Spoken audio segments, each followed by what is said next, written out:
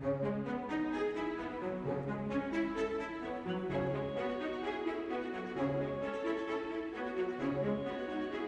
everybody and welcome to episode 57 of Competitive Magic with the Carnies. I'm your host from Italy, Andrea Mengucci, and joining me as always we have Javier Dominguez from Spain. Hello everyone! And Anthony Lee from Australia. Hola! As always, usually we thank the patrons and we talk about the patreon.com/carnies at the end, but this time I want to shout out at the beginning. We have a Patreon where you can, of course, sub, just like Ashas44 did a few days ago, and you can join the Discord talking about everything, every format, show your deck picture, which I love to see, and I'll always commentate on anyone posting your deck picture. Anthony, you used to post our deck pictures with all your mismatching art in the past. I haven't seen a deck pic of yours in a while. Yeah, I guess, You're right. I hadn't noticed that I hadn't. I suppose it's easier to notice when someone else doesn't do something than when one of us stops not doing something, so. Alright. Well, there'll be the standard RCQ season coming soon, so I guess you'll be able to appreciate my artistry very soon. Are you still mismatching a lot, or you're not anymore? I still do a lot of the time. I don't know. Just, go with the flow. And the flow is mismatching every single card in every single possible option, like in every way. Well, no, because if they're all mismatched, that's also a pattern. So some of them have to match. I see. So it's like a 2-1-1 split. 2-1-1 is very good, yes. I see. Yeah, I usually, not obviously, but I hate mismatching, but sometimes just buy for my LGS, and especially like the most recent card, I happen to mismatch, and it pains me a little bit, but times we have to accept those. There's my good friend Pivo, who always offers to match all my arts, and is always happy to play with mismatch. So, shout out to Pivo, who, for example, at the last LMS Sofia, traded Questing Druid with me. I had the showcase version, which I didn't like, and he had the normal one. So why don't you learn from him? He's an interior designer, right? He's a literal professional at things that look good. So maybe you should learn from his preferences. That is true. All right. Outside of that, of course, you can also enjoy the show on YouTube, where you can see Javier's face and the beautiful Fervet champion behind him. I have in front of me a screen from Doomwick Twitter that showcases the 4 challenges.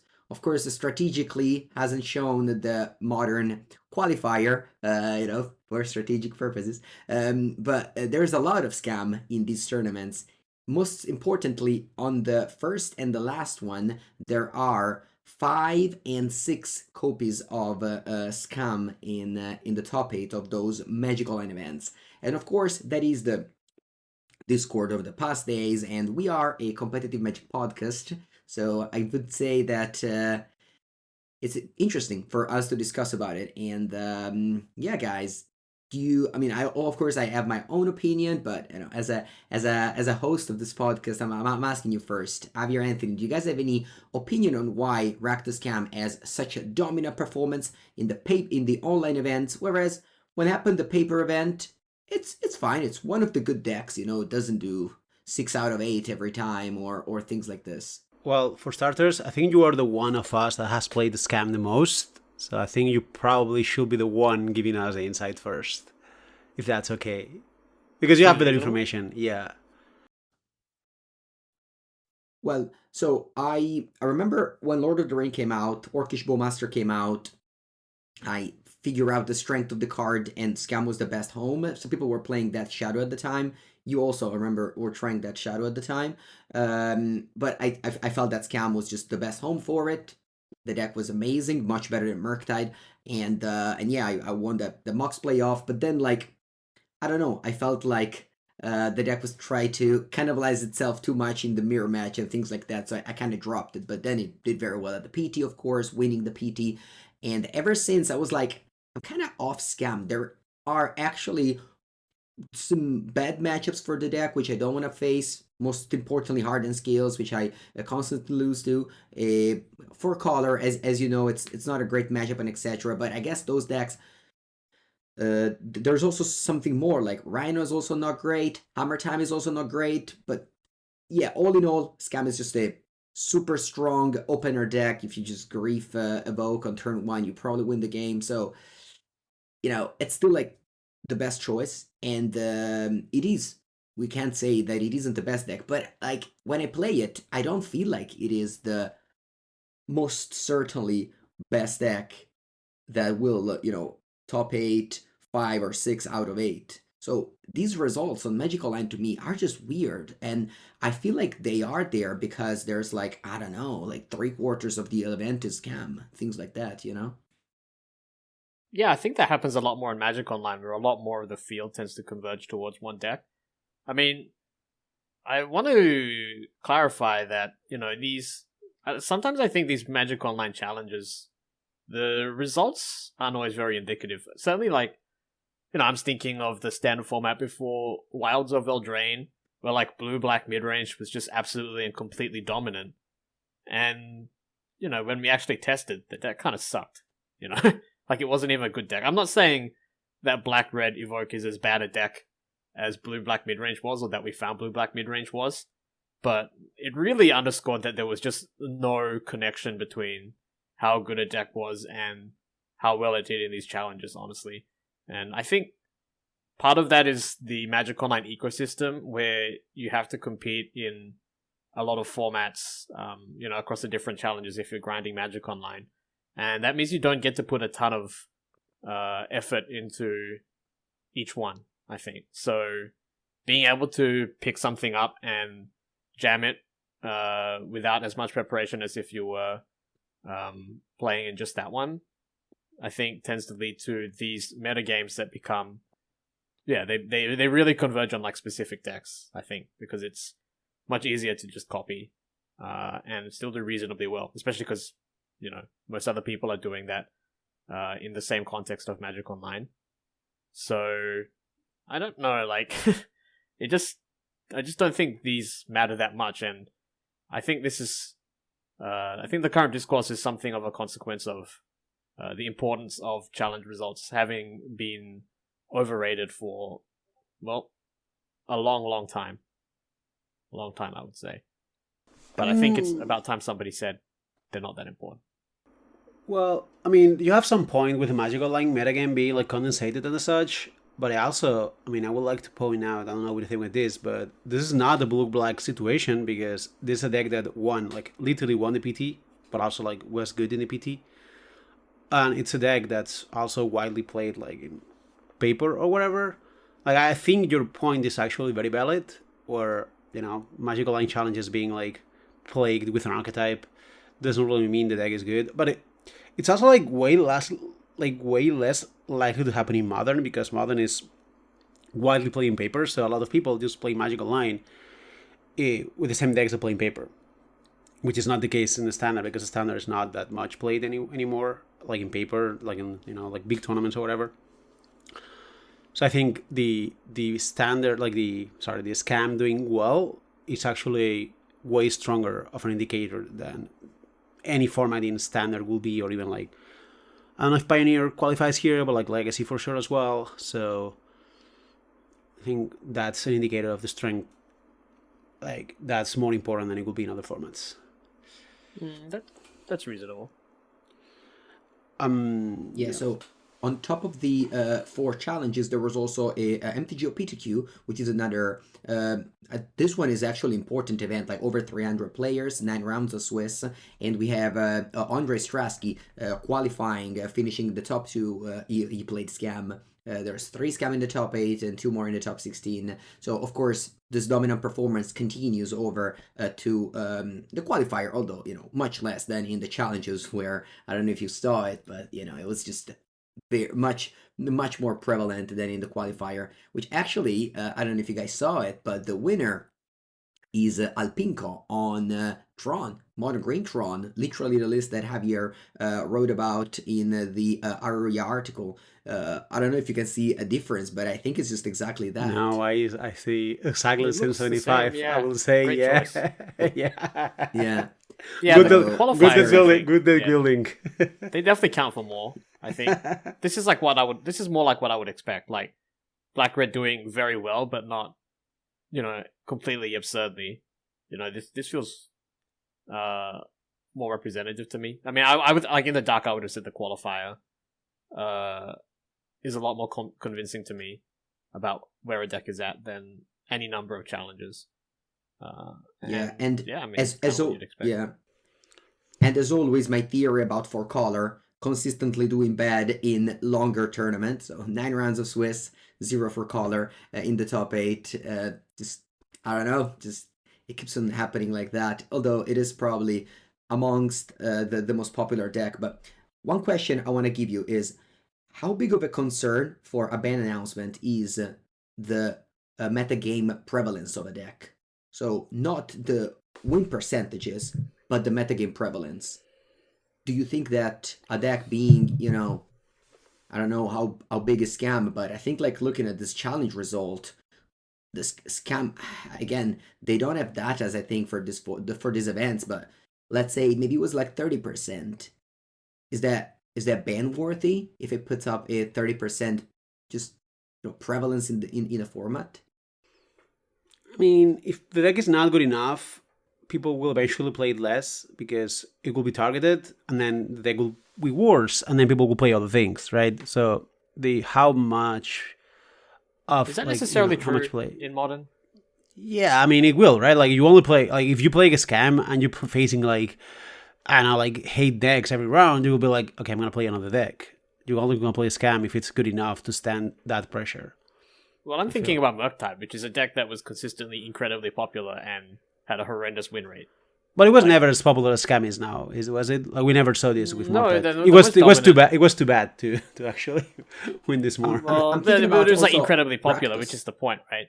Like the point is not about how much I'm, it's I'm, winning, but about how much of a metagame it can take. And Murktide yeah, really had a like massive no, metagame share.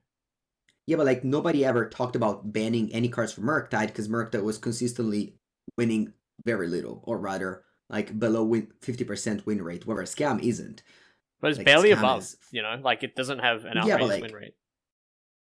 it doesn't. But if you look at these results, it's good. If you look at the qualifier, still like 3 out of 8 in the top 8. It's still like a very good play. So I would say that if you look at this online result only, it's reasonable to talk about a ban discourse, uh, which is again what I mean. I'm not personally. I would not want any bans. I think that the format is good. When I practiced for Sofia, I considered Scam and eventually thought that it was not a good choice. And at the event, Scam had a normal win percentage. I don't really remember, but definitely nothing fantastic. And I was happy with my deck choice and things like that. But it makes sense. But like, even if you decide that this deck needs to go, now the next question is, what are you even gonna ban? Like, are you banning Grief? Well, Which also hurts Living Well, I Gap. think what that's easy. exactly are we trying to achieve with a ban? Because, I mean, I think having 3 out of 8 of a top 8 is within a normal range for a best deck. Like, that's not unusual to me in any format, right? So what exactly are we trying to achieve with a ban? I think we would need to answer that question before we figure out whether we want one, and if so, what we would ban. Well, we actually talk about this a little bit in I think, previous podcasts. Like the way I see it is like the reason why Scam is good is because it has a large amount of like semi turn one kills, and it's actually the reason why it's called Scam because it feels bad. So I think is like Grief will be the card to go. Just mean like because it's gonna stay there. Like the power level of this somehow like turn one kills is high enough to carry the whole deck, and it's also good enough to be good for as long as it's legal. But Like the I just power don't level of that, it's like, good why enough is for that so legacy. much less fun than other things that also happen in, like, why is a turn 1 double grief so much more unfun than like turn 3 natural Tron or whatever other nut thing that thinking I mean, about, it's very subjective, but like it's just like the classics feel like when you don't even play a land and the game is already decided or whatever. Like, I mean, so if I get to play 2 lands and then I die, it's like better. yeah. I mean, Like, this because doesn't you make can sense choose. to me. For me, like, I mean, I'm fine with the scamming and the metagame. I actually think, I said before, on the show also, like, I think it's a very good best deck. I think it's cool, the best deck to me, though.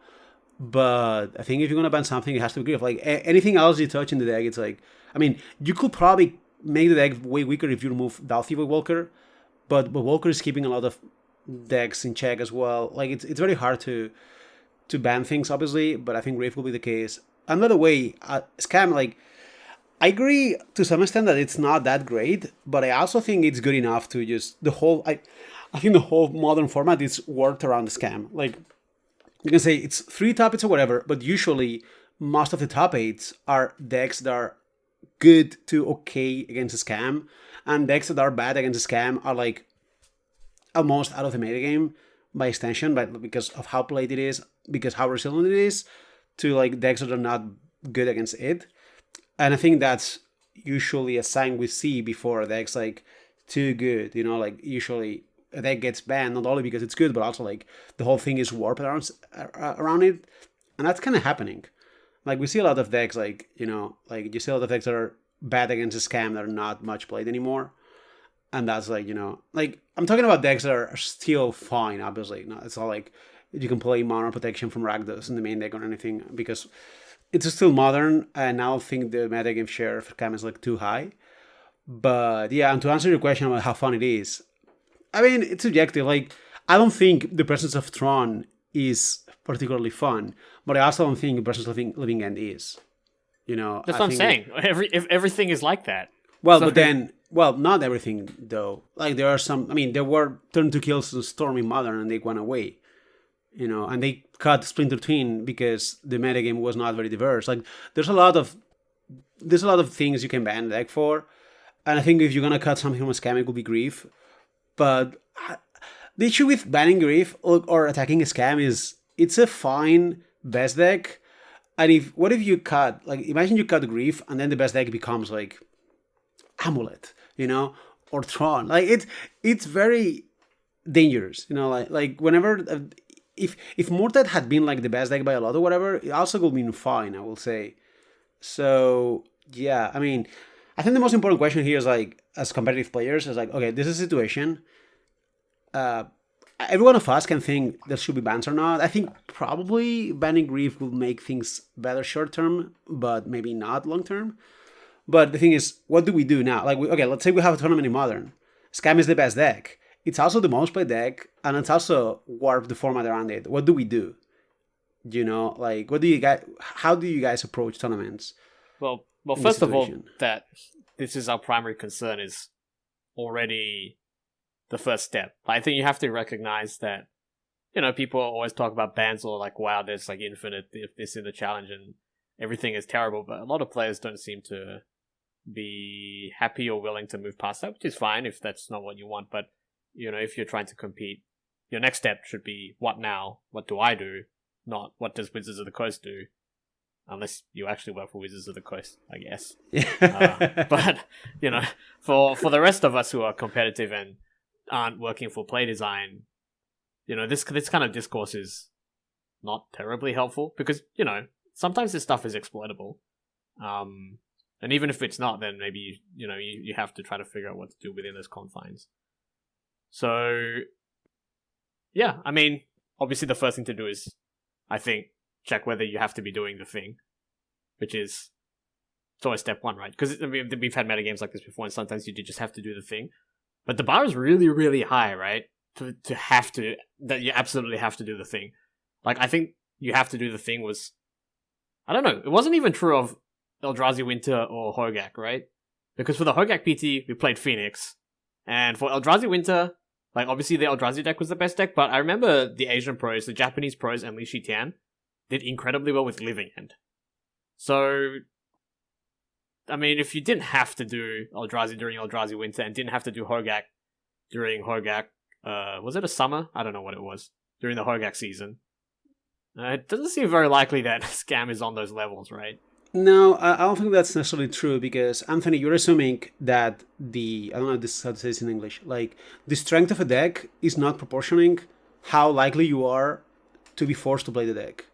Does that make sense? Like you went to two extreme examples where the deck was like extremely strong, assuming those will be the ones that you were more likely to be forced to do it, right? I think this is not true. The reason is the stronger the deck is, the more it will warp the metagame around it.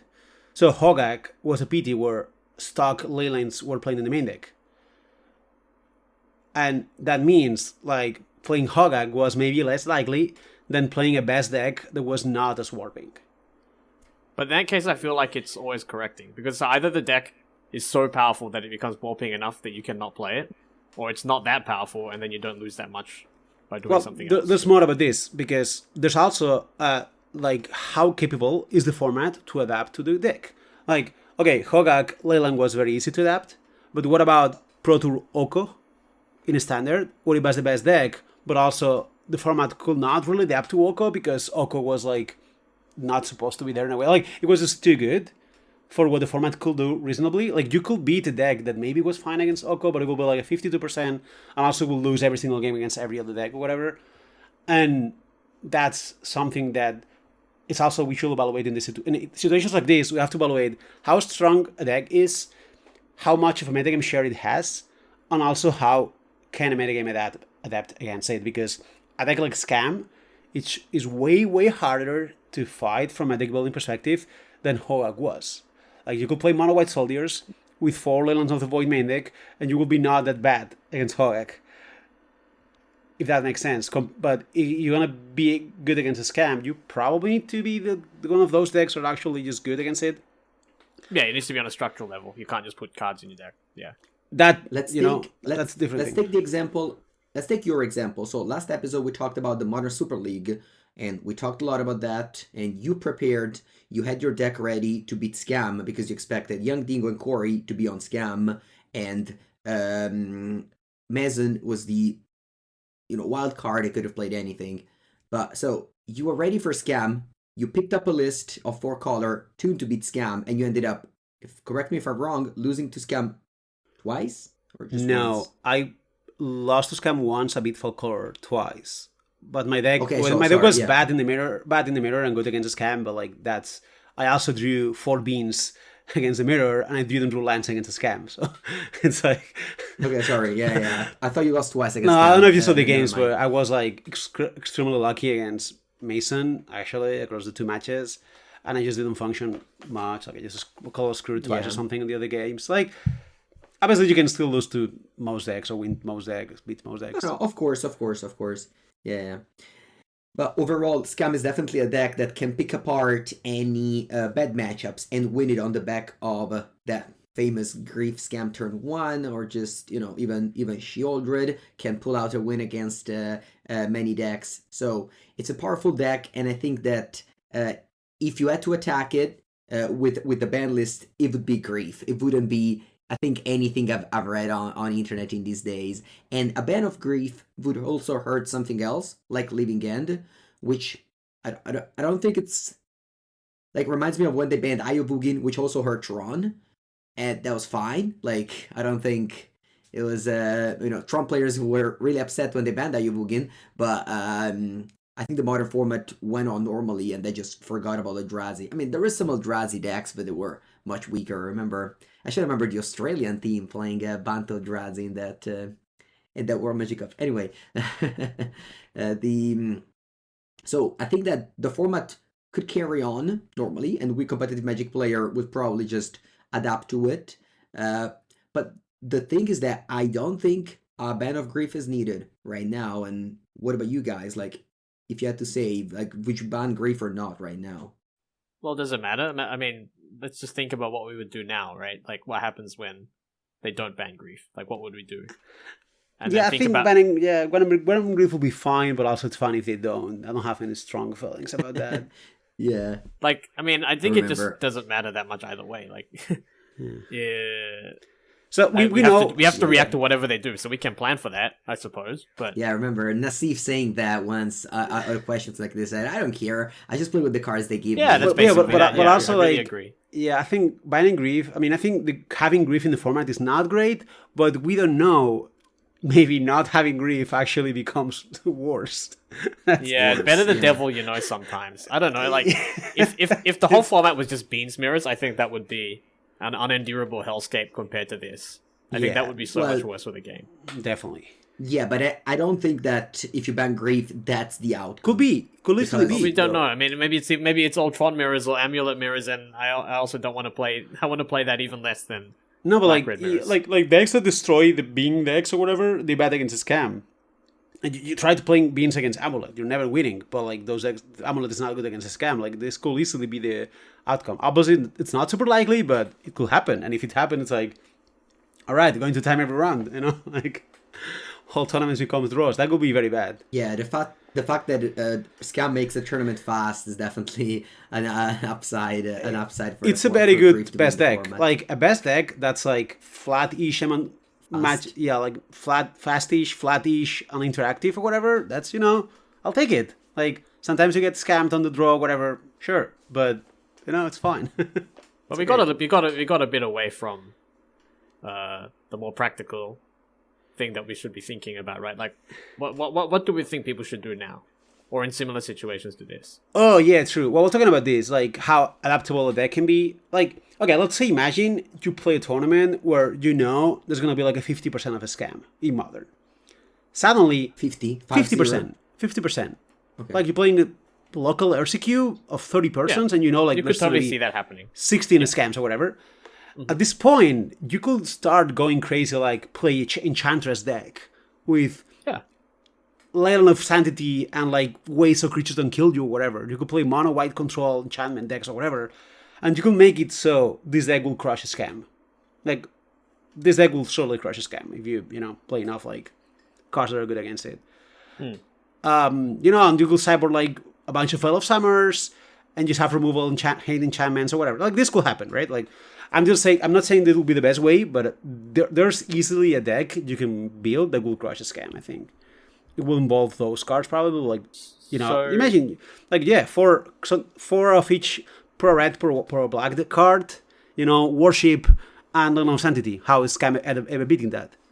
But is that the extent to which, like, are you specifically looking for some out there deck that will crush them, or are you willing to? For example, the deck that I have most often recommended to people in this spot in this season is Rhinos, because I feel that's just like a generically powerful deck that is, I think it's a head against scam, right? I think it's pretty good there. But that's like a lot of scam, not like over 50% of scam. Like if PT Oko had a deck that actually will crush Oko, it will have been a different situation. Like we have to differentiate from PT Oko situation to PT Hogak situation, where Hogak it's not obvious that Hogak was the best deck to play, but Oko was obviously the best deck to play, whatever, even though I actually didn't play Oko. But that's another matter. Yeah.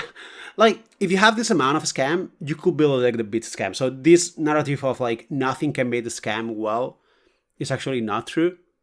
I think that's very clearly. Like actually like destroy scam. Like you could build a deck if you have one task and the task is like I have to destroy scam. You could do it easily, but the thing, the truth is, you cannot beat scam while being an acceptable Magic deck against the rest of the format, and that's because the whole format has a high power level, like 75 plus. Yeah, whatever, but if we like.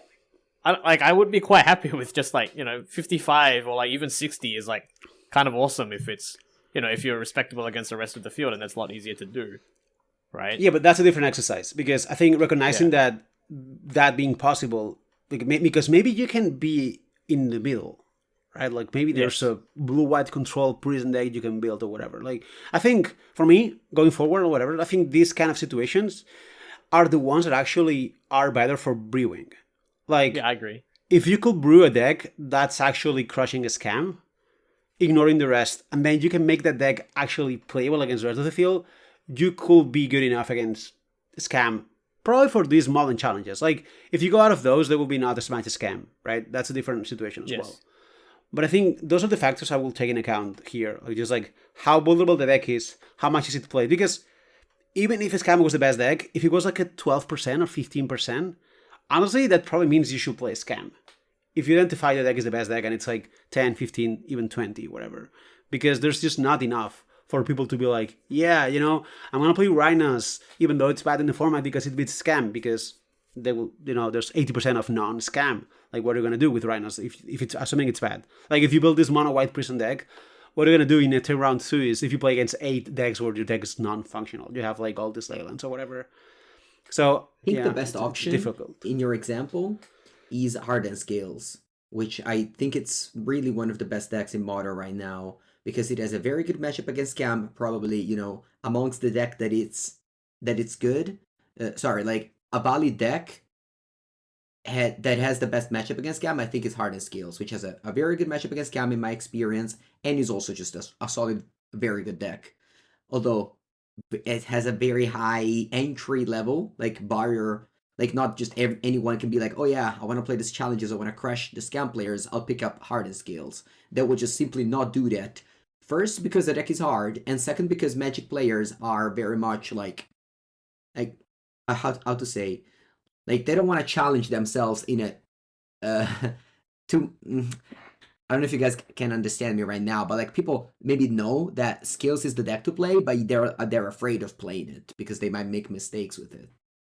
Like, well, I mean that depends on some players will find that attractive and some players will not. But I recognize that there will be some of both.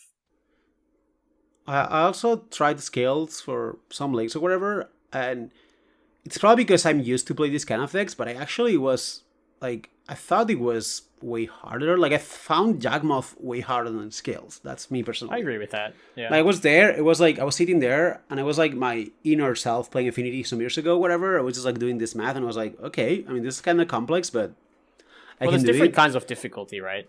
So yeah, like, I'm saying, like, if you, yeah. But for some players, I think Scales should not be that. If you're used to play like Ravagers or like Hammer decks, the tricks or whatever, I think Scales was not as hard as I thought it would be compared to Yawgmoth. I picked Yawgmoth for problem. It was like, I don't know what I'm doing. Like, I don't know what I'm doing. Yawgmoth was terrifying, and Hammer was pretty uncomfortable as well, like with how tough it was for the first few times. Whereas, like, so some decks are like just computationally difficult, which I think is like Scales. So if you're used to counting, it's not that hard. And some decks are like Amulet, where they're not as hard as you think, but they are very unintuitive. So you just have to get used to like doing something that's very different, but it's not inherently very difficult. And then there's Yawgmoth, which is kind of both, where it's both like it's dynamic and it's also like somewhat unintuitive, and also involves a bunch of counting. And then it's very, very tough. Like I think Hammer is similar as well. But yeah, I mean so maybe you could say Scales is that deck that like the most realistic version of that deck, right? That like beats a little Scam. bit. Yeah, but it depends on how much Scam you need. Like, I mean, how much Scam you need for assuming Scales is a fine deck, but it's definitely not very good against the part of the field that's not Scam. Yes. Like, it's not getting to 50% against the rest or whatever. So, how much Scam you need for Scales to be the best deck for you, unless you're like a Scales expert. That's a whole different thing. But like, the answer is probably quite a bit. That's the issue with Modern. Like there's another thing I want to say here. It's like the power level of the format. It's also about like how flat it is compared to the deck. Like it's much different if you have like a Hog deck that's a 9, and then a lot of the decks are like 8s. Where if they put a Leyline of the Void, then it's suddenly almost to Hogak. Then again, I'm going to Oko because it's very clear. The Oko decks were just another whole different level, right? Here in Modern, I mean, Scam is the best deck, but the difference between Scam and Jagmoth, for example, is not that high to my eyes. So I think it's tiny. Yeah, it's tiny. I mean, it's still the best deck, but not by a lot. So if you target the Scam into a big tournament and a Scam ends being like 15%, even though it's still the most played deck, yeah, I mean, I will not like to play Scales in a tournament with 15% Scam, unless I think Scales is actually good against the rest. So maybe the situation is like Scam is so good because it's so well protected from the format. That could be the case. And if that's the case, that's very tricky. Because it sounds like you maybe should pick up a Scam, but if you also think the deck is not good enough, maybe you can just ignore it, to be fair, at this point. The way I see it... you could see, like, it's like maybe it's tiny enough. The way I see it is, I don't know, like, I feel like I mentioned this before with I think Black Red in Pioneer, when that was perceived as the best deck, and I said maybe it is. I'm not really sure, but one thing that I am sure about is that I don't want to play a deck specifically if it's overrated. It doesn't matter like how good it actually is. It matters to me whether it's overrated or underrated, but specifically I try to avoid things that are overrated. Because I assume that other people will respond like proportionately to how good they think it is. And if I think it's not as good as what other people think it is, then I don't want to play it. Right? Because I expect other people to act in a way that reflects how good they think it is. And then the deck just isn't going to stand up to that. Which I think is what makes me not want to play Black Red Scam. Because I think maybe it is the best deck, but if it's not the best deck by very much, and everyone else thinks it is the best deck by a lot, then everyone is playing decks like Rhinos or whatever, or Hammer or Scales. Because some people will bring those decks based on the information that they believe suggests that Black Red is that good, and then I'm just going to get crushed every time I play against those players without receiving the benefits of actually having a deck that is that good. So for me, I think it would be very hard for me to justify playing Black Red at the moment. Yeah, honestly, exactly what you said is what I believed in going into this LMS Sofia, is that everyone expected Scam to be played, so I would face the bad matchups, and I didn't believe the deck was good enough to hold in that spot. So yeah, just I totally agree with you there. Yeah, but I mean, I think you nailed it. I think you just nailed it. It's not about the question then, the actual question is not, is Scam is the best deck? The answer to that is it doesn't matter. What matters is Scam actually overrated or underrated? Because in the Pioneer situation, also, it was not the important thing, right? If the deck was expected to be more played than we thought, then we should not play the deck. And I think you actually nailed it. This is very useful, I think. I mean, just not focusing how, if the deck is the best deck or not, because it doesn't matter. Just if it's going to be perceived as a super play deck or whatever, you probably not going to be the one doing that. And also, if you're trying to attack it, it's also dangerous if you play a deck that's reacting, too much to how their the Scam is in the metagame, right? So yeah, I mean, probably we should try to set exactly how how well it is represented compared to what we might perceive overall. It's hard though. All right. Let's try to move on topics, because we were a long time on this, but again, this was definitely the discourse of the week. It's been as a modern streamer and YouTuber, I get questions about Scam ban for months at this point. So I was happy to finally, what a tortured existence, Anthony. Yeah. There are two more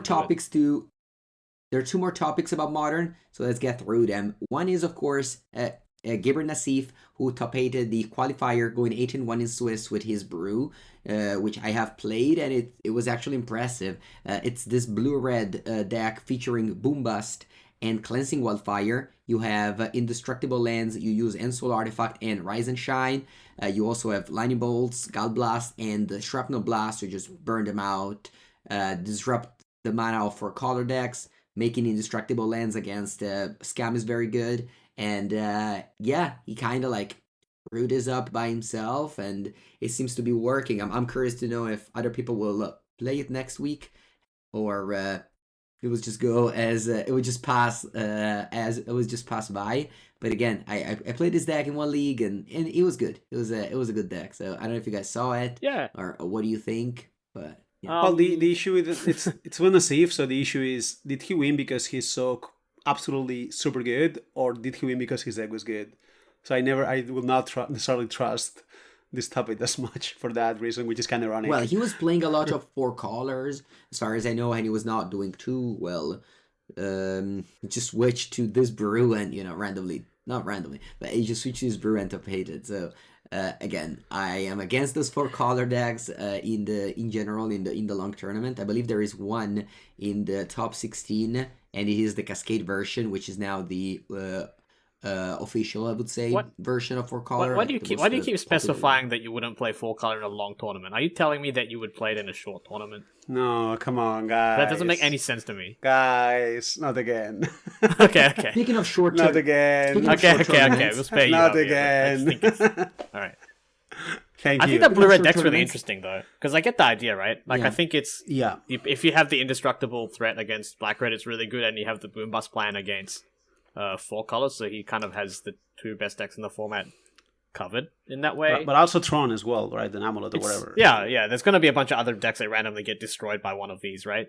So that's really interesting to me. I mean, normally I feel like I don't really like this kind of approach where you're like, oh, I have this angle and this angle, without having card selection, because you're going to draw the wrong half a bunch of the time. But Yeah. maybe there's enough synergy overall to tie it all together that it's fine. I don't know. It's hard to say. One It's hard thing to I say a didn't- lot without having played a bunch with this deck. One thing I didn't like that was weak, I think, Hmm. was the 10 top lands. Oh, but It you have was- to have them, It was right? very bad. Like your deck just I know. Maybe that's Doesn't too many work of if them. Like you could have like I know. Yeah, because like you have 14 overall. I don't think you need 14. okay, sure. So, But like in Pauper, when I was playing Jeskai Ephemerate, which is, uses the same strategy as Cleansing Wildfire, we used to play 9. right, but pauper I mean, games go maybe like a 9 is- million years. Like I feel No, like no, but like in Modern, your goal is to cast this on turn 2, like in the dream scenario, but you don't have on to. your own land. Whereas in Modern, you do have Yeah, to. yeah. Like, Here I you're think- trying to ram the well- ring in turn 3. Yeah, it's a Well, different deck. yeah, but you have so much cheap cards that are But it's not You about also can taking do game something actions. It's else. about actually winning games. That's the thing. also. I found myself having to Cleansing Wildfire my opponent land sometimes. Like Urza Saga, for example, is a land that you have to like destroy, whereas in Pauper, you just target your own lands. You never target your opponent lands. Also, like there's some decks where they actually don't have basics, so you can just like actually Stone Rain them sometimes, and that was another angle with the Boom Bust. But then again, I think 11 is too much. Sorry, 11 Tapland plus Citadel.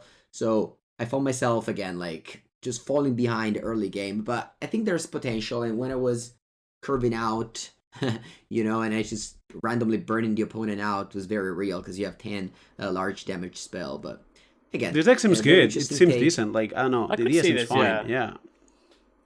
Definitely worth showcasing. But again, we talked a lot about last week about the Super League. So Javier made it to the top 8, and the top 8 is very stacked. The left bracket sees Nathan Stoyer, Javier Dominguez, Reed Duke, Canister, and one winner out of this 4 will face the winner of the right bracket, which is Jim Davis, Aspiring Spike, Jesse Robkin, and Corey Baumaster.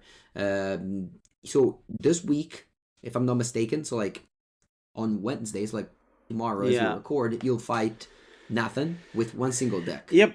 We'll face Nathan in the You quarterfinal. will play one match. Yeah, we'll play one match That's against it. Nathan. So according to him, And that will then be you will like my last match. We'll see if I can prove Yeah. him wrong.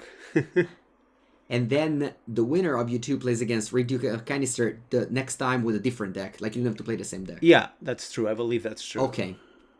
Okay, perfect. So you will go on these metagaming mindset all the time. Yeah. We Not have really, to- because I don't think it matters that much to Javier what he plays, because he expects that he'll probably beat Nathan either way, so he'll probably just Do I?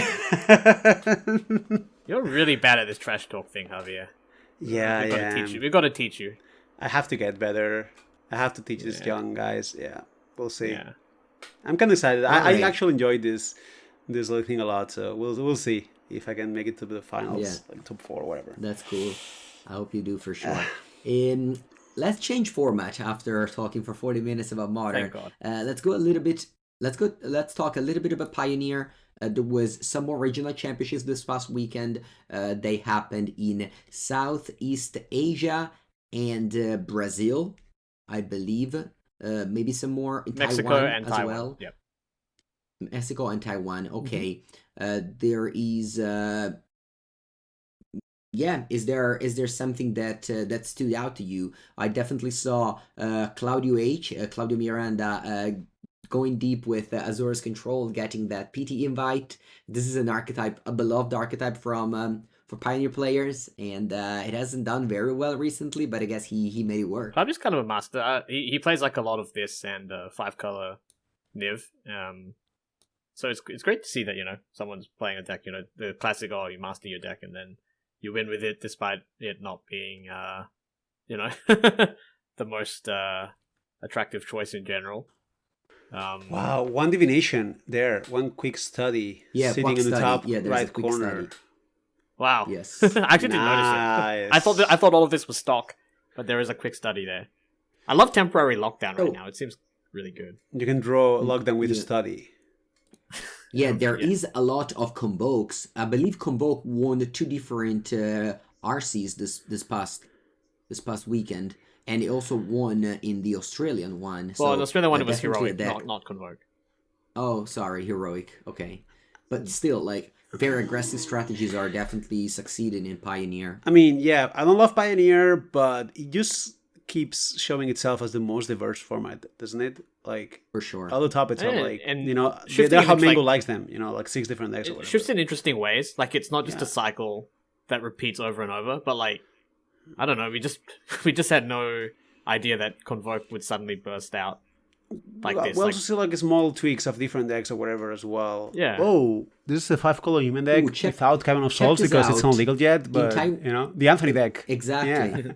Yeah, in Taiwan, They're ready for the Cavern of Souls.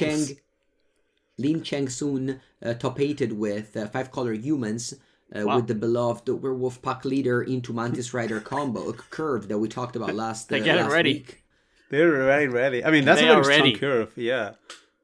Yeah, Unclaimed Territory, Secluded Courtyard, and this weekend, just in 4 days, you can play Cavern of Souls as well in this deck. Well, I will like that. I would like to try this deck. You know, we could try it Mango. You know, for the old days. Yeah. you got to. Yeah, there's Experiment 1, and hopefully Initiate as your 1-drop. I don't think that this deck is picking up new cards, but maybe it does. Who knows? There is I mean, there's so also many humans. Yeah, there's also Copper Code Vanguard, which is a card that people might not know. It's 1 and a white. It's a 2/2 that pumps each other humans and gives word 1. It's from the aftermath of some set. Much of the machine aftermath. Some Yes. recent. Much of the machine aftermath, and again, like you just cut some botanical sanctum just lands, and you add 4 Cavern of Souls. You make your humans uncounterable from Make Disappear, as well as fixing your mana base. Yeah, And probably maybe Something there's that some might work. black humans here. Like there's only one red, one black. Like maybe there's more black red Yeah, humans. it could open up some options that you weren't able to consider. Judith. You have Judith. Sure, Judith. Yeah, or- Judith could be good. Like I don't know. There's even the freebooter, like the good old freebooter to attack combo. Like I don't know. There's just so many. Like yeah, there's so many of them. Yeah, there's so many there's humans. Yeah, humans definitely. everywhere. That's a cool. That's But a cool deck. The Pioneer format keeps them being super diverse, and By the way, I noticed a bunch of people have repeat RC top 8s, which is really great to see from some of the smaller regions as well, because I feel that it means that this potential is like coming out again. Like I remember this up there in Mexico. You scroll up a little, you see this guy Archibald Brazil, I think Sanchez Peralta. I think from you scroll up too far. I remember that's his name. You know, Sure. I remember I believe he won previous RC in Mexico, and I saw in Southeast Asia the same thing. John Daron Sahagun. I hope I'm saying these guys' names Yeah, I close mean, enough to precision correct. is hard. Yeah. But that guy had won a previous Southeast Asian RC as well, top 8ing again. Like you see some of these names repeat, and you know I'm like, we've got to keep an eye on these people, you know, because Yeah, before it was I harder for them to believe- qualify, and now, you know, this new system Well, gives them a it's- chance. What's that? Yeah, it's still very hard though. Oh, it's very in hard, but- Taiwan, I believe there was 165 players and only the top 2 qualified. Right. So, it is definitely hard. It's just But that's why by the previous system it was almost impossible. Like, but now we're actually seeing these names reappear, and you know, from these smaller regions, and I think it feels like something noteworthy could come of that. the system cut a lot of invites. For example, on the RC in Europe, it went from 36 to 24. In Taiwan, I believe, it went to 4 to 2. And again, I don't know how much was the cut. I believe Brazil was always top 4, and they remain top 4 as far as I know. But again, I might be mistaken. And this month we will have the second Canadian RC, and then next month we'll have the American RC. So, and I think that will kind of round out the invites for Chicago, which it's kind of weird that we will have the next RC before even the just like you qualify to the PT after the one that is happening in a month. I don't know. The order of these events is kind of strange to me. I believe that that's just one unusual thing with these particular for this particular set of RCs. I think that is the next one. For Outlaws of Thunder Junction, like I think it's not that will not be usual. I think there was a scheduling issue, with some tournament organizers that caused this. But that's not normal, and I would not expect it to happen very often, if at all, going forward. So, not a big deal. Okay. What if we run out the podcast with some previews? Because again, in just a few days, you can go play the pre-release in your local game store. And so we want to talk about a little bit about some extra cards. So we've talked about the most important one, I think, in the past weeks. Definitely my highest focus goes on Molten Collapse, some multi-format removal spells from Pioneer to Standard, Legacy, Modern, everywhere. But, I made Anthony select 5 cards for Standard that we can talk about. So, are you guys ready to start? Well, I'm ready to joke about how you say Scales is good, and then say this weekend there's a card that destroys Scales for Scam. Well, he's saying it's good. He said it's good now. It's good for now. It's good for today, not for the weekend. Yeah. Well, we'll see. Sentinel of the Nameless City, 200 green, 3/4 vigilance. Whenever this enters the battlefield or attacks, create a map token. Yeah, I don't have that much to say about this card. I just wanted to note it because it just seems like it has a very good rate, and the 3-drops in Golgari were, after Glister, they're not enthralling to play many of. Like, maybe finally we can get rid of Graveyard Trespasser, which I'm very excited about. So yeah, I think this card just has a great rate. It's not too much to say about it. I think there might be some particular synergistic maps, but honestly, if you had none, this card would still be good. Yeah, yes, mixed synergies with Explorers, maybe. I don't know if there are, like Wild Earth Walker. I don't know if there is. The full spoiler is out, so there's no Walker. Yeah, there's nothing like that. Like, there's nothing that rewards. And maybe there are things with Bargain or whatever, that are good.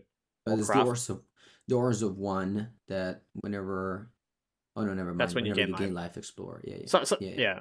But like these tokens are good for maybe if you care about Bargain or the craft mechanic also sometimes uses artifacts, so maybe can you use this card's very similar to the tracker, right? To the breach bar, I don't know, the 4/3 Bridge tracker. Yeah, that one. This card seems to be like direct competition for that card, and that card's also actually not a staple. I would say this one is slightly better, but I think the format will need to have like a lot of like mono reds for this to be good, I will say. I could see that. That might be true as well. I think the sizing is quite a bit better, to be fair. But... Yeah, 3/4 is 3/4. 4 toughness is big deal. Yeah, like blocks the red knights, whatever. Like there's a lot of upsides. Not great. Let's continue with Contested Game Ball, which, as far as I know, it's the game that Contested Game Ball, an artifact that says it's a football. Yeah, well, I don't know. I think there's some traditional game with this, but I don't know what. Exactly. It's not Magic, so I don't care what it is. That's the only game that I play. That's classic Anthony. But now I'm curious. Like I assume there's a circle and the ball goes there. I don't know. Probably. Yeah, I think it's like that circle. It's attached to the wall, and you have to, with your hands, like put the ball inside that circle, and you play in 2 teams. Nice. And there's obviously some extra rules, but. Anyway, whenever you're dealt combat damage, the attacking player gains control of these things and untaps it. Okay, that's not what I was expecting. Let's see what's the ability. It's like a monarch. Tap to tap. It's a monarch. Yeah. Draw a card and put a counter on this. Then if it has 5 or more counters, sacrifice it and make a treasure token. So it comes into play, does nothing. You tap to tap, you draw a card. So it's like Reckoner Bankbuster. But if your opponent deals damage to you, they steal it. So it's like a Bankbuster, but only good against slow decks. Yeah, I think I don't know, like this is obviously not a great card, but I assumed that most people would just never consider this card for constructed at all. But it looks like maybe it's a good sideboard card against control decks, which might be notable because it's colorless. Because I think it's like Monarch. You really want this against decks that have no creatures, right? There's still some element of risk because controllers can deal damage to you with, I don't know, like a samurai token or something. So it's not like it's completely foolproof, but I don't know, this might be good enough against, as a sideboard card against, if you play against band control or Esper control or something. If you get the full number of activations out of this, seems strong maybe. Alright, that's cool. I like the card. I think it's a cool design. I like it. Yeah, it's interesting at least. Moving on, we have a 3-mana black Creature of Schism. It's a 2/4. What does that mean? Schism? Is that a name? Like a large gap. Schism. So, which is, I don't know whether it's figurative or literal. Like, if it's literal, it's just like a very big hole. But it can also be figurative. Like, the church has had, like, a schism, for example, would mean that people have divided over. Oh, I know what it is. Yes? Schisma. Yes, okay, yes, okay. yes. That's it. Yeah, that's the big, when the Roman Empire Yes, split like into... that. Yes, exactly so. Yeah, okay. Alright. Yeah, sometimes, like, I hear these words and I don't know what they mean, then you explain, oh, right. Okay. Yeah, sometimes you just need a little Let's thing continue. to jog your memory. Yeah. Cultural 3 mana 2 carnies. for Death Touch. 3 mana 2 for Death Touch. When the Preacher of Schism attacks, the player with the most life or tied for most life create a 1/1 vampire creature token with lifelink. Okay. So if your opponent has more life than you make a 1/1. No, if you do have more life. No, when it No, attacks the when player it with the most attacks. Oh, sorry. Okay. Thought it was attack. Okay, this is not the common there. Okay. Okay, so if you're both on 20 life, this makes a token. Yes. Yep. And whenever it attacks, if you have more life or tied, you draw a card and lose 1 life. Wow. So something that Okay. I missed So at first this was that if you're tied, you just get both, which is kind of awesome. okay. So you are playing a 3 mana 2 for Death Touch without an ATB, but with big toughness, and that's gonna give you some value, either a 1/1 token or a card. Well, but might not be either. I mean, yeah, it often will be either, but the fact that it might be both, I think, is significant. I don't know. It seems like, again, this is I'm on my mission to cut Graveyard Trespasser and replace it with something I don't hate. So, You're so hateful. I think this card's better than the green one. Like comparing this card to the Sentinel of Maps, I think this one is better. One, Death Touch is actually like a useful ability. It's very relevant in a standard. This still doesn't compare right to Nice. Why is it? I mean, Death Touch is a good ability, right? Like it just makes so like cards like Shielded cannot attack. Topiary Stomper. There are creatures. The Topiary Stomper. There will be creatures in standard always. Like Death Touch is just simply a good ability in standard, isn't it? I think so. Yeah. It also prevents like double blocks or whatever in a lot of ways. Mm-hmm. And yeah, I mean, I will see this card being playable in the standard. I don't think it's great or anything, but my instinct will be like, yeah, this might just actually be better than our beloved Graveyard Trespasser. Please. I also wanted to note you can kind of moderate your life total as well if you want, like, one of the abilities more. I guess it would have to be the first one. Like, you can maybe try to tie your life total with, like, Landmark Waste or something. But then if you play against this, you can also try to do the same. Wow. It's kind of funny. Yeah, because Painlands are legal in standard. Which makes cards like this very legal. Interesting. Yeah. Alright, let's move on with Kitsil Larsenist. 3 mana 2/3 flying word 1, and then a big wall of text that says, when enters the battlefield, for each player, choose up to 1 target artifact or creature that player controls. As long as this remains on the battlefield, the chosen permanence becomes a treasure. Yep. You lose all the other abilities. Isn't this kind of good? You can switch off anything. Is this like blue? Like yes. Wow. It is. It's like a blue Brutal Cathar. Yeah. But which is already pretty significant because normally only white gets those, but now we have a blue one. Right? It has ward also. Like it's like a better size. It's more relevant in play as a 2/3. Like it can target artifacts. It can target your own things as well if for some reason you need to do that. Like maybe you have some token you would prefer was a treasure.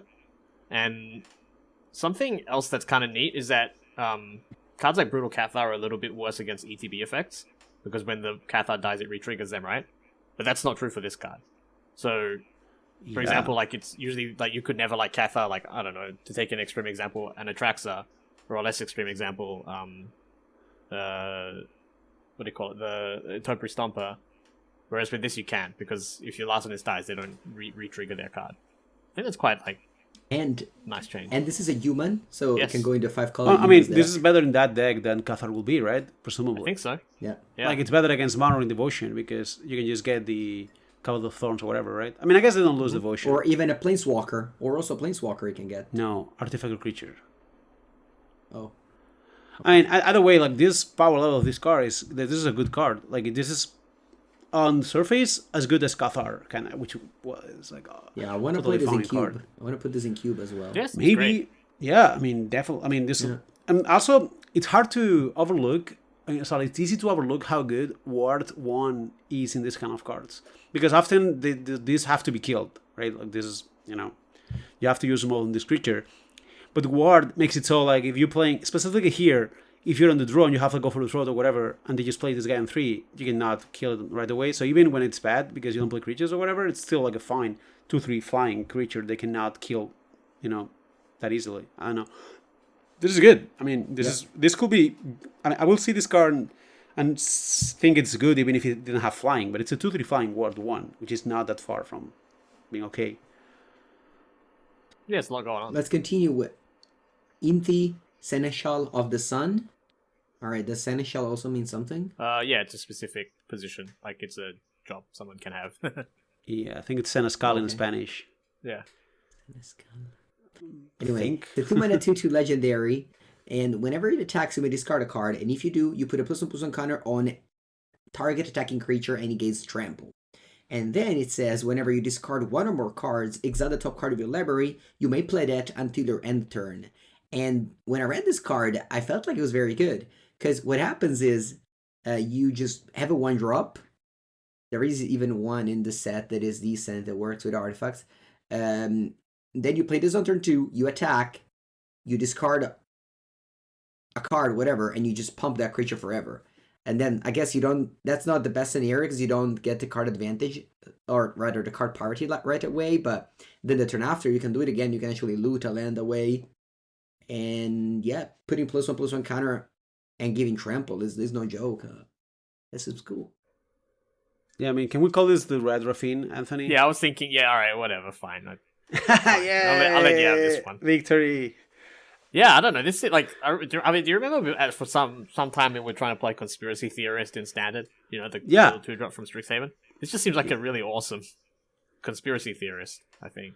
Yeah, the Quirk was not as bad to start with, right? Yeah, and this is like legitimately aggressive.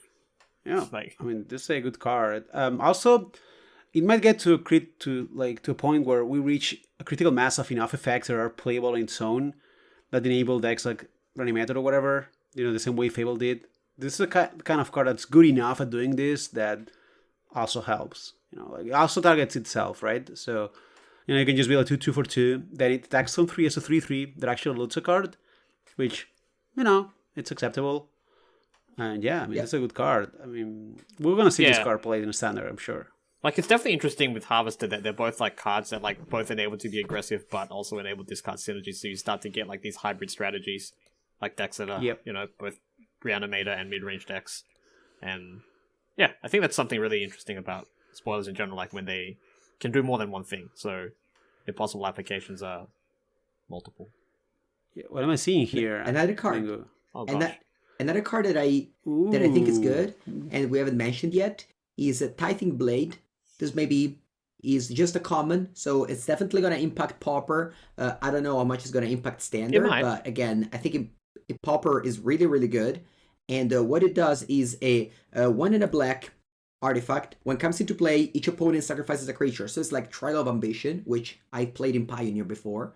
And it's not just a sacrifice effect. It also has Craft with Creature, which is an ability that says you pay 4 and a black, you exile this artifact, and you exile either a creature in play or a creature in your graveyard, and you flip this. And it's an artifact, again, that at the beginning of your upkeep, each opponent loses a life and you gain a life. So what is this? Is a 2-mana edict, so it's like a cruel edict with upside.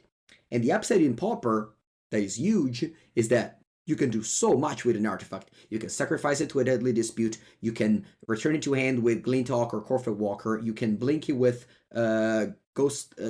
What's the name? The 2 in a blue blink 2 things. Flicker. And just add Ghost of Flicker, exactly. And much more. And by itself, it's also not just an edict, but it flips into this thing that drains. And in Pauper right now, the most successful deck is a deck that tries to put into play Tolerant Terror and Cryptic Serpent, so naturally, and doesn't have that many other creatures, so naturally an Edict is very good against that. So I think this card in Lightning Blade is going to have a huge impact in Pauper. Definitely going to see so much play, and it's going to push black. And I think that there's like enough power level that it can breach into other formats as well.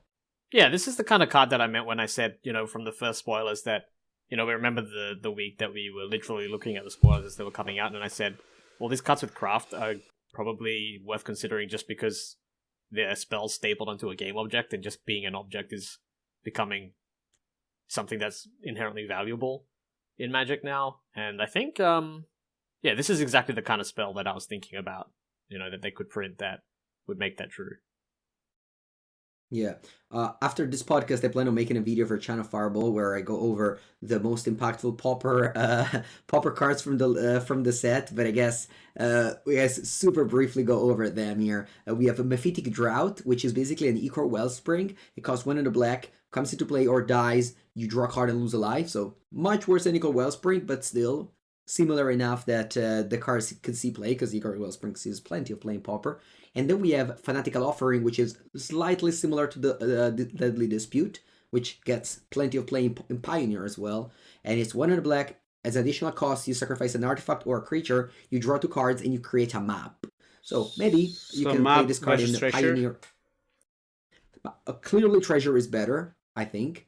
But, it might be better than maybe Reckoner's Bargain, which doesn't see any play in Pioneer. Maybe this card can see play in Pioneer because it gives you another thing that you can sacrifice and you can trigger your thing. So by the way, I mentioned that on Twitter yesterday. The ability Descend, it's not Revolt. We mentioned it's not Revolt because the treasure or the map doesn't turn it on.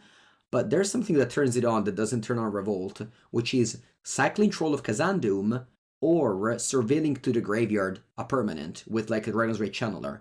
So if you have Channeler in play and you surveil to the graveyard a land, you are turning on Revolt, Descend. So for example, in Modern or Legacy, you can like ponder into a land on top, you play the Molten Collapse, you descend the land in the graveyard, and you have your Descend turned on, even if you don't have any fetch land. And I think that's super cool and something that listeners might have not noticed, and I wanted to note before the set is out. And I have one more final card that I want to show. Yeah, one more card that I want to show. That is, sorry, I am digging. Too many. This lost too many Pauper decks in Mango's screen. Yeah, brewed another thing. It's not a super big deal, but it's the Goblin Tomb Rider, and that is the 1 red. As long as you control an artifact, this gets +1/+0 and has haste. So what happens is that in Pauper with Great Furnace, or in other formats where you can have Voldaren Epicure, or I don't know, there's some other artifacts that you can cast for cheap. This is just a Goblin Guide. Sure. Yeah, this seems playable, right? This card seems playable for like Pioneer or Modern, remotely playable at least. Yeah, this is a Goblin Guide with no downside of revealing the top card to your opponent. Yeah, this is something that will definitely see play in Pauper, 100%. But maybe I can also see play in other formats. Interesting card. I hadn't really thought about that one. Yeah, I mean the stats are potentially very good. Like, I mean, obviously this just in being bad, but I mean it's worth trying. I mean, Bubble plus this is a Goblin Guide, no downside. So I don't know. We'll see. There was a mono red deck in Modern like some months ago. Remember we discussed it here. It was like this mono red Shrapnel Blast or whatever. Topic 2 challenges, I think. Right. Yeah. I mean, this card would be perfect in that deck. I don't know if it could be good enough, but that it's a good card for that deck for sure. It's a 1-drop red pirate. Speaking of that's broken apparently. So yeah, Ragavan. Pirate Tribal, Cavern of Souls pirate. Yeah, speaking of Mono Red, I don't know if you guys saw it, but Burn won 2 challenges this weekend, and torpedoed also the PTQ. So when are we gonna the ban Mono Red Riftball? lover. Oh no, that's fine. We need to be more present than that. Okay. All I'll right. wait. I guess we haven't talked too much about what you guys did this past weekend. Was it anything notable, or it was just a normal relaxing weekend? Did you play any Magic? Did you, I don't know, play any RCQs and things to note? Well, I played the Vintage Challenge, if that counts, on Magic Online, but How did it go? I went 3-3. I actually threw a match away with Lethal. I saw the Lethal line and then just misbrained like halfway with the Storm Besiege deck. But still will have Did you gone top for 2, 32? so yeah, I did. So for 2 will have not been enough anyway, so I don't feel that as bad. And that was it. I keep not doing that well, but it was fun actually. I had some fun vintage games, which, it's fine. I just took a day off on Sunday. Yeah, I also played Vintage, although it was a paper full proxies 15 people tournament. So it was cool to go there. I also played in the Ultimate Guard Charity Cup, where it was fun. Actually, Anthony helped me a lot there. The format was day 1 Historic Brawl, and now, as you might know, I don't play very much Arena, and I don't know much about that format.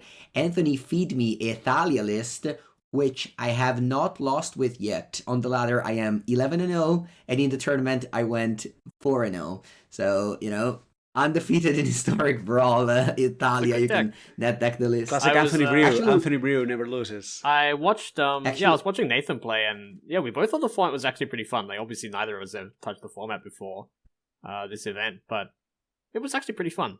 Maybe we'll give it a go at some point, but it was fun to do something totally different, because there's not as many high level events for us right now. There's a bit of a gap between Worlds and the next PT, so it was fun to get to look at fun side diversions like Historic Brawl. Unfortunately, though, the top 8 wasn't Historic Brawl, was Standard, and I played Esper. The top 8 was pretty stacked, to be honest.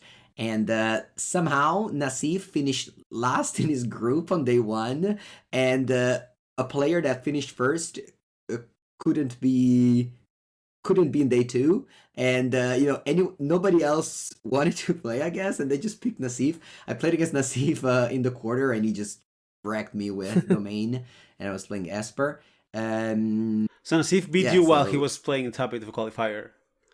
Yeah, he was multi-queuing. He was streaming everything. He was playing Vintage, Modern, and Standard. Nice. That was, yeah. The multi-format superstar, like make disappear. So it makes him one of the goats. Yeah. Definitely.